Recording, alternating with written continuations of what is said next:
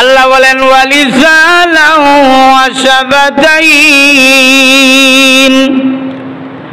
আল্লাহ বলেন আমি আল্লাহ কি তোরে জিহ্বা দেই নাই? জিহ্বা এমন একটা নিয়ামত, জিহ্বা দিয়ে আপনি কথা যেমন বলতে পারেন, জিহ্বা দিয়ে মানুষকে আপনি দ্বীনের দাওয়াত দিতে পারেন, জিহ্বা দিয়ে আপনি আল্লাহর সাথে কোরআন তেলাওয়াত করতে পারেন, আল্লাহর সাথে কথা বলতে পারেন। জিহ্বা এমন একটা নিয়ামত, এটার মধ্যে স্বাদই আলাদা। মাছ তো আর এক প্রকারের মাছ না, দেখবেন গরু গোশতের স্বাদ আলাদা, কতক্ষণ পরে খাসির গোশত খাইছেন আলাদা স্বাদ, তেলাপিয়া মাছ খাইলেন এটা আলাদা স্বাদ, হাঙ্গাস খাইলেন আলাদা স্বাদ। একই জিহ্বার মধ্যে মহান আল্লাহ নানান প্রকারের স্বাদ দিয়েছে। মার পেটের ভিতরে আমাদেরকে অস্তিত্ব এনে দিয়েছেন। মার পেটের ভিতরেই পানি থেকে রক্তের জমা টানলেন, রক্ত থেকে গোশতের জমা টানলেন, গোশত থেকে আল্লাহ তাআলা বডি বানাইলেন মার পেটের ভিতরেই। সুবহানাল্লাহ, জোরে এখন না। মার পেটের ভিতরে অন্ধকার জায়গা, এই অন্ধকার জায়গার মধ্যে মহান আল্লাহ তাআলা আমরা কালো বানাইছেন না, সুন্দর করে বানাইছেন। সুবহানাল্লাহ কোন না। একটা মানুষ কালো হতে পারে কিন্তু সুন্দরের কম নাই।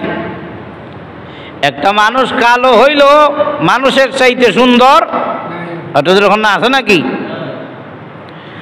মানুষ যখন একটা ফাঁকি দেখে বলে ফাঁকি তুই তো বড় সুন্দর, একটা উট দেখে বলে উটটা খুব সুন্দর, একটা হরিণ দেখে বলে এত সুন্দর হরিণ, ফাঁকি ডাক দিয়ে বলে, হরিণ ডাক দিয়ে বলে, উট ডাক দিয়ে বলে এ আল্লাহর বান্দা আমার সৌন্দর্য দেখে আশ্চর্য হও, কিন্তু আমার সৌন্দর্যের কথা কোরআনে নাই। তোমরা মানুষ যে সুন্দর, কোরআনে আল্লাহ সার্টিফিকেট দিয়েছেন।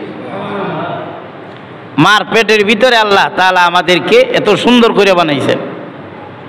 এরপরে দুনিয়াতে আসার পরে কিছুই ছিল না, মাথার বুদ্ধি ছিল না, হাত দিয়ে ধরার শক্তি ছিল না, কথা কওয়ার কোনো যোগ্যতা ছিল না, শুধু কান যে আমরা দুনিয়াতে ইয়া কথা কইতেছি না,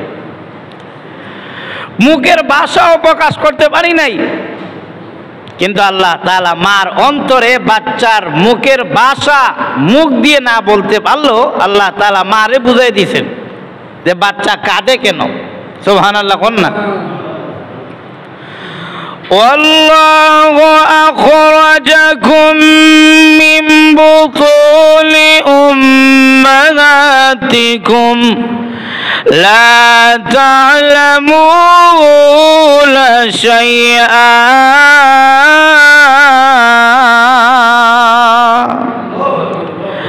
আল্লাহ বলেন ওয়াল্লাহু আখরাজাকুম, তোমাকে তোমার মার পেট থেকে বের করে এনেছি।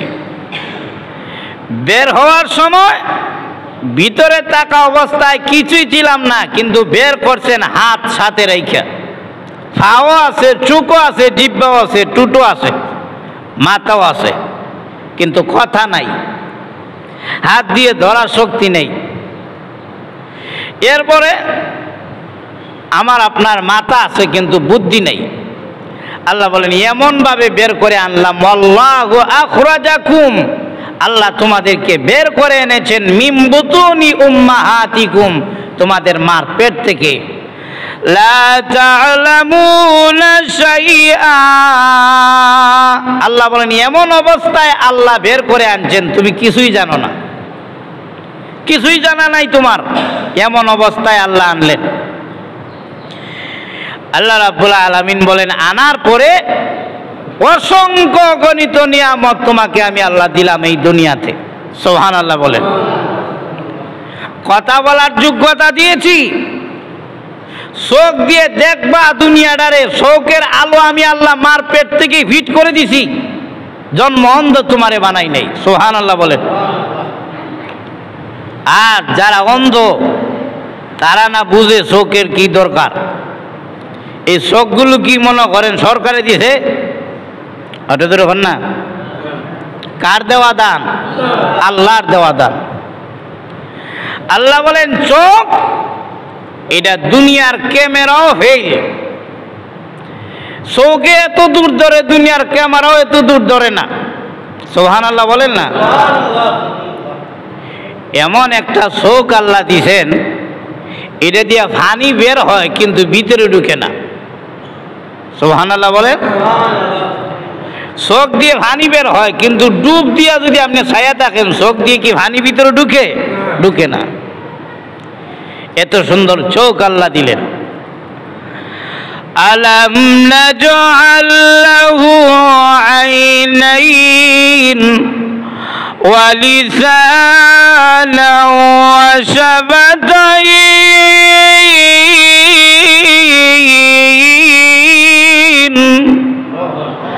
আল্লাহ আমাদেরকে প্রশ্ন করতেছেন, আলাম নাজআল লাহু আইনাইন।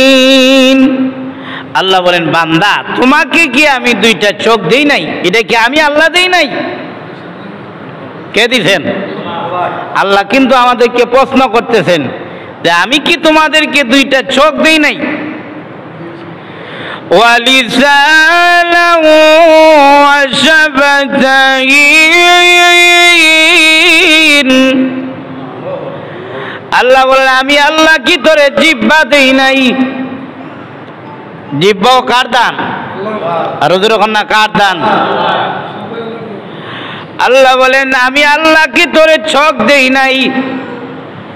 এর অর্থ হলো ও বান্দা, তুই যে চোখ থাকার পরেও চোখ দিয়ে ভালো জিনিস দেখোস না, আমি আল্লাহ কি তোরে চোখ দেই নাই?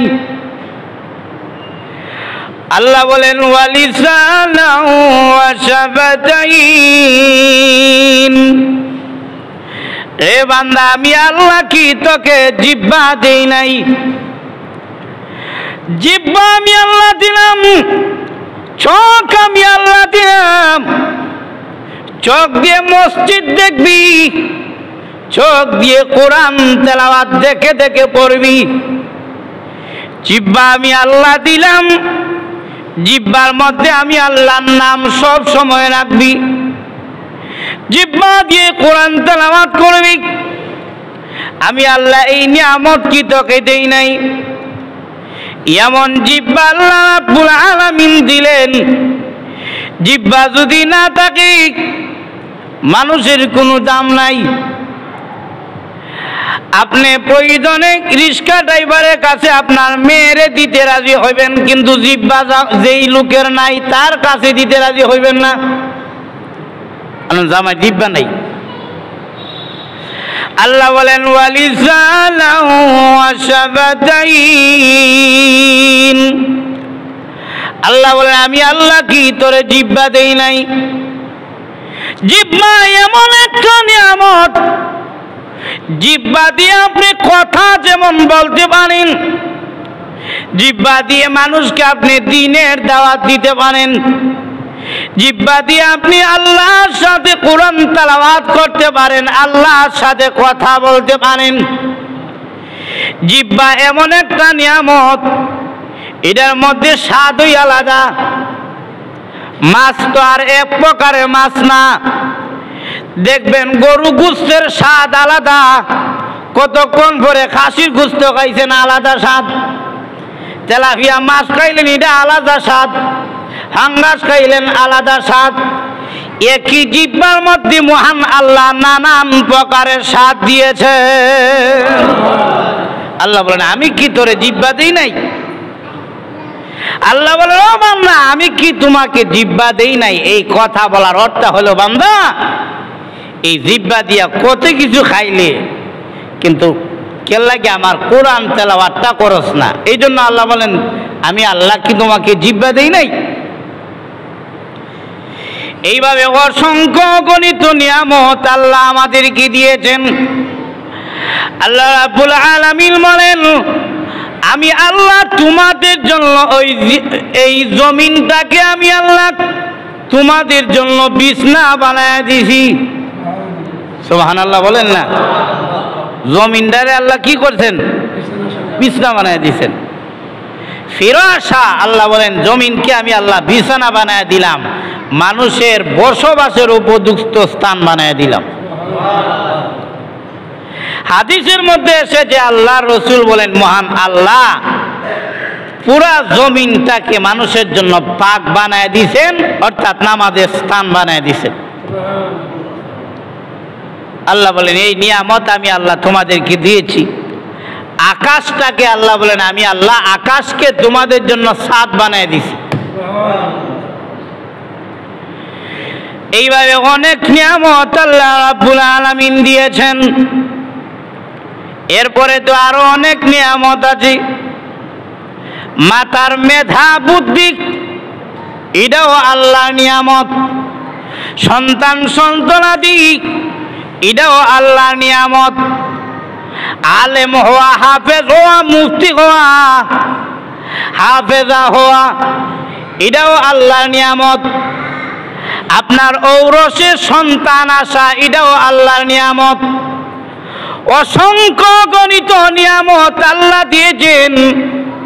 আল্লাহ রাব্বুল আলামিন বলেন ওয়া ইউতাউদ্দু নি'মাতাল্লাহি লা তুহসুহা।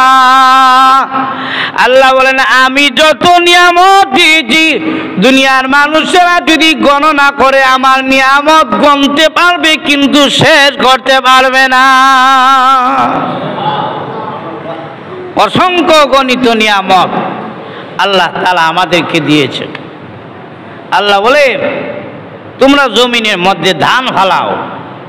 আল্লাহ বলেন এটা থেকে আমি আল্লাহ গাছ তৈরি করি, গাছ থেকে আবার আমি আল্লাহ একটা দানের ছড়া থেকে আমি আল্লাহ 20টা দান বের করি। বেরোখন না সুবহানাল্লাহ। লাউয়ের বীজ একটা মাটির নিচে রেখে দিছে, এটা থেকে আল্লাহ তাআলা 100টা 50টা লাউ দেন। গাছ লাগাইছে নারিকেল গাছ একটা, কিন্তু 20-30 বছর পর্যন্ত এই গাছের নারিকেল খায়। সুবহানাল্লাহ কোন না? লাগায় একটা, এটা থেকে আল্লাহ তাআলা 100টা বের করে দেন। আল্লাহর নিয়ামত। 5000 টাকা দিয়া পানির কল একটা লাগাইছে, মেশিন সাইপা পানি বের করে। আল্লাহ তাআলা এমন নিয়ামত দিয়েছেন এটা যত সাপে শুধু পানি বের হয়। সুবহানাল্লাহ কোন না? আল্লাহ রাব্বুল আলামিন এইভাবে অসংখ্য গণিত নিয়ামত দিয়েছেন। মানুষের শরীরের জন্য উপকারী শাক সবজি আল্লাহ তাআলা দিয়েছেন। আপনি অনেক টাকা খরচ করিয়া এই অনেক জিনিস খাইতে পারবেন, কিন্তু শরীরের জন্য শাক সবজির চাইতে উপকারী আর উপকারী আর কিছু নেই। খাঁটি জিনিস আল্লাহ ডাইরেক্ট এটা বের করছে জমিন থেকে, পাক পবিত্র কইরা মেঘ দিয়া এরপরে আল্লাহ তাআলা এটারে পরিষ্কার করছে। এটার ভিটামিনটা আল্লাহ তাআলা আরো বাড়াই দিয়েছেন। সুবহানাল্লাহ। এইভাবে আল্লাহ অসংখ্য নিয়ামত দিয়েছেন। যেমন গাভীর দুধ, একটা জিনিস এমন আছে, একটা খাদ্য যেটা খাইলে ফেটও ভরে তৃপ্তিও মিটে। যেমন দুধ, দুধ খাইলে আপনার ফেটটাও ভরবো, আবার তৃপ্তিও মিটবো, আবার শরীরের জন্য কি উপকারী। গাছের মধ্যে মধুর চাক আছে, মধু বের করে। মধু যে চাক, যে ফুকগুলো থাকে, ফুকাগুলো থাকে, এগুলা তো বিষাক্ত, কামড় দিলে বিষে মানুষের ব্যথা করে। কিন্তু আল্লাহ বলেন মধুর মধ্যে বিষ আছে, মধুর হুকের মধ্যে বিষ আছে। আল্লাহ বলেন মধুর মধ্যে কোনো বিষ নাই। সুবহানাল্লাহ। উল্টা এই মধু খাইলে শরীরের বিষ বেদনা জায়গা, এটা বড় উপকারী। কত নিয়ামত আল্লাহ তাআলা, চিন্তা করছেন কত বড় নিয়ামত দিয়েছেন আমাদেরকে। অসংখ্য গণিত নিয়ামত আল্লাহ তাআলা আমাদেরকে দিয়েছেন।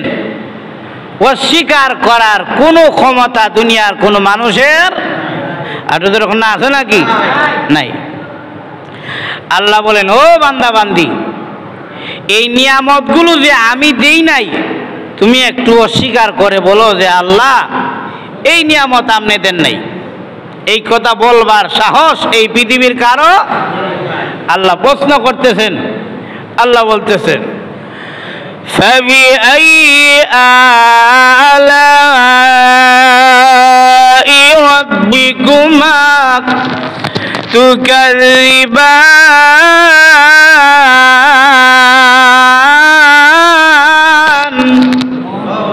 আল্লাহ বলেন, হে নবী, জিন এবং মানুষ এই দুই জাতিকে জিজ্ঞাসা করেন যে আমার কোন নিয়ামতকে তারা অস্বীকার করতে পারবে কিনা।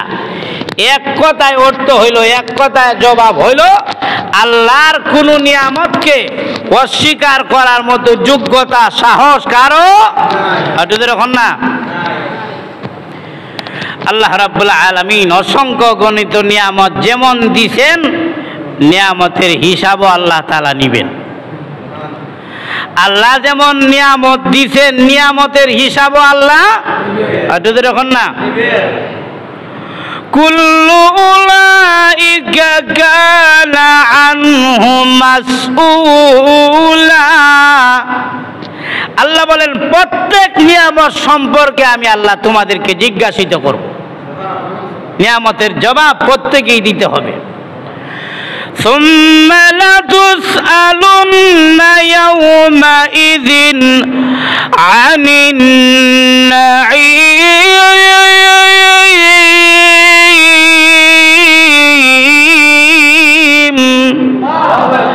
আল্লাহ বলেন, সমস্ত নিয়ামত সম্পর্কে তোমাদেরকে হাসরে ময়দানে জিজ্ঞাসিত করা হবে যে এই নিয়ামত তুমি কোন জায়গায় ব্যয় করেছো।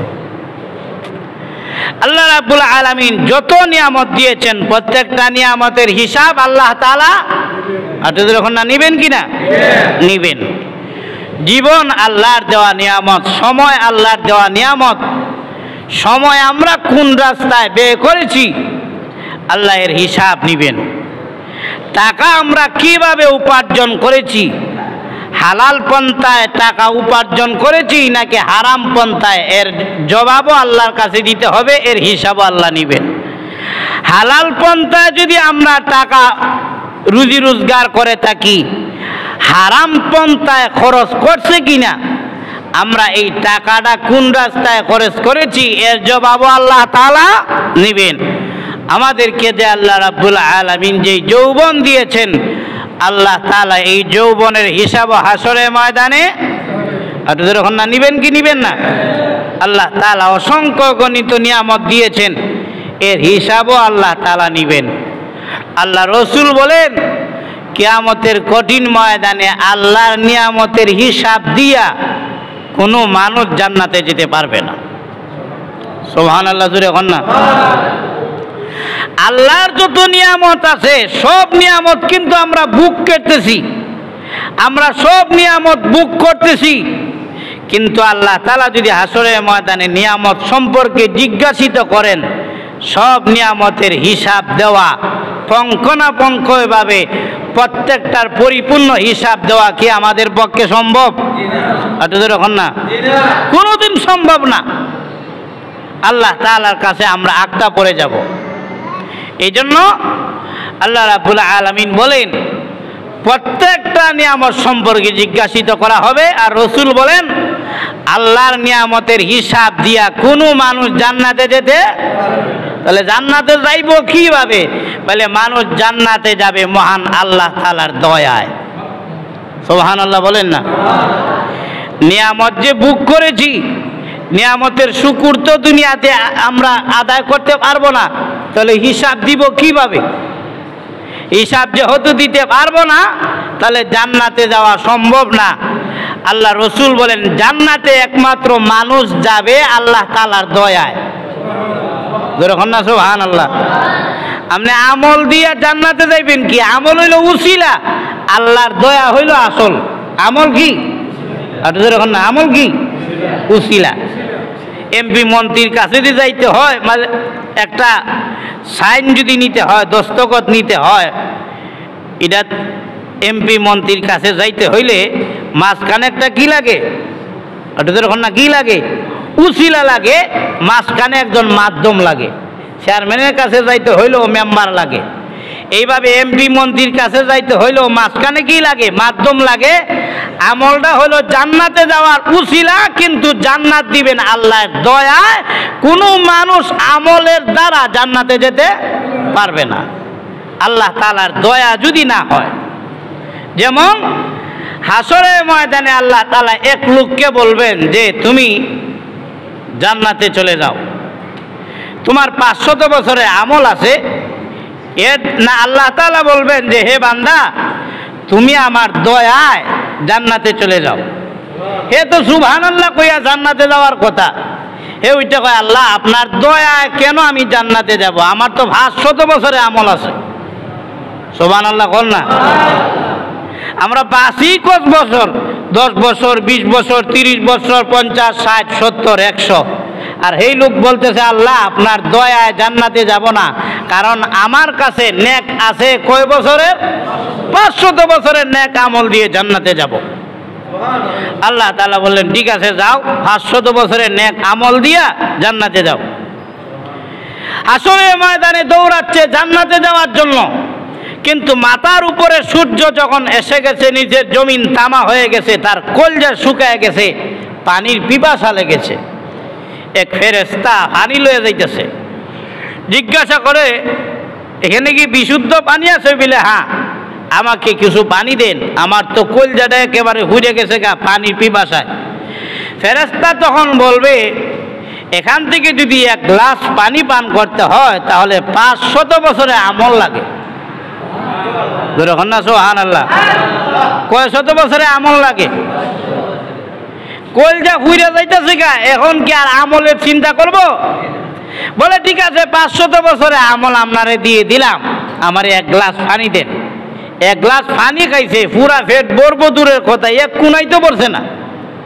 এখন আবার পানি চাচ্ছে, ফেরেশতা বলতেছে আবার আর 1 গ্লাস খাইতে হইলে আরো 500 বছরের আমল লাগবে। এখন হে কয় আমলই করছি 500 বছরের আমল, এটা তো দিয়ে দিছি, আরো 500 বছরের আমল কই ভাইব?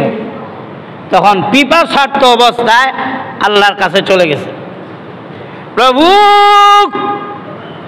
আসলে আমি বুঝি নাই আমল দিয়ে জান্নাতে যাওয়া সম্ভব না, তোমার যদি দয়া না হয়।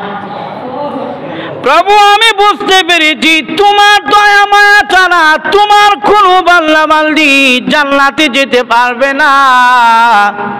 আল্লাহ আমল দিয়ে আমি জান্নাতে যেতে চাই না, তোমার দয়া মায়ায় আমি তোমার বান্দা হিসাবে তোমার কাছে ফরিয়াদ করি। আল্লাহ আবারও তুমি দয়া করে আমারে তোমার জান্নাতে জায়গা দাও। তাহলে মানুষ আমল দিয়ে জান্নাতে যেতে, আর আমাদের যে আমল, এই আমল দিয়ে কি জান্নাতে যাওয়া সম্ভব? এখন না।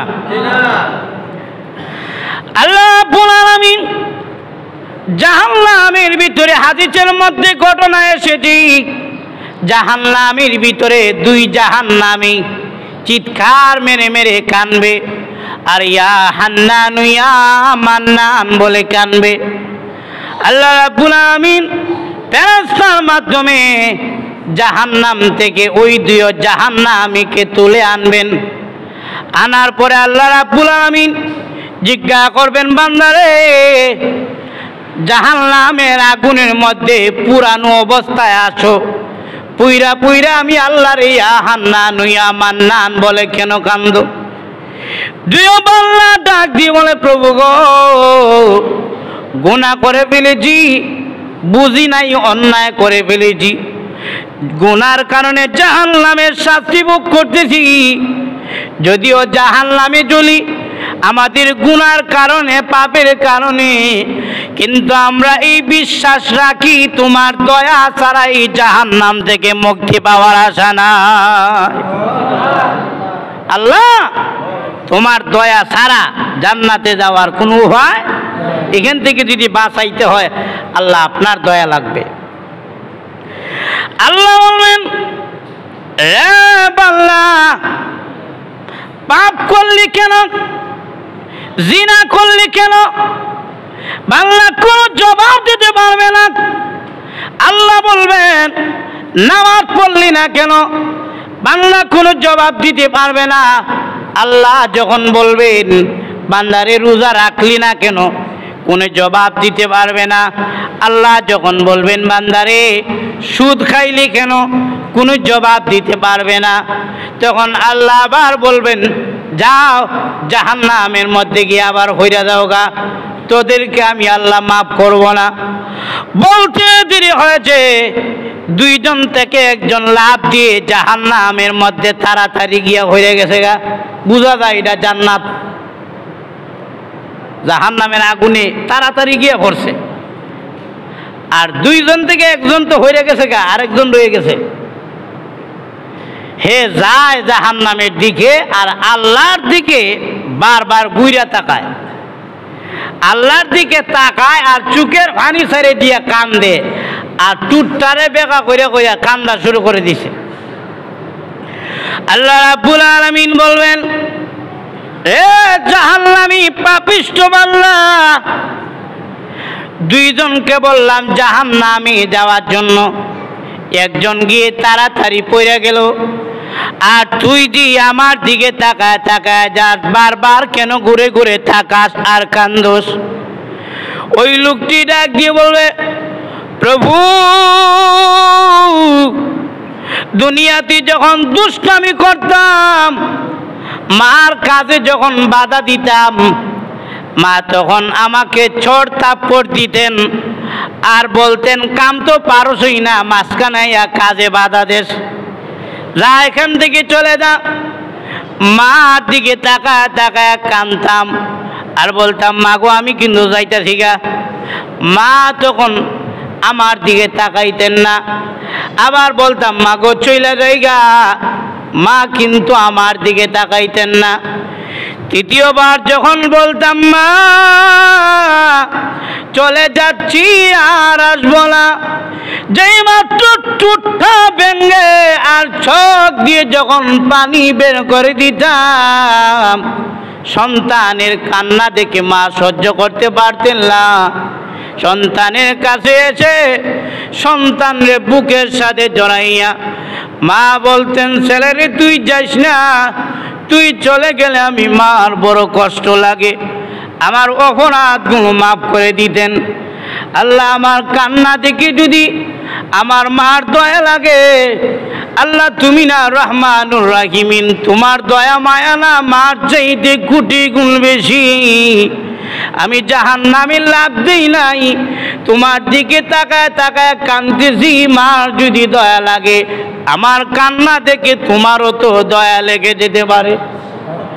আল্লাহ বলেন বান্দা আমি আল্লাহর প্রতি তোমার এত দৃঢ় বিশ্বাস, আমার দয়ার প্রতি তোমার এত আকাঙ্ক্ষা, তোমার এত আশা, আমি আল্লাহর দয়ার প্রতি যখন তুই নত হয়ে গেছো সে যা, আমি আল্লাহ আমার দয়ার উসিলায় তোরে আমি আল্লাহ মাফ করে দিয়ে দিলাম।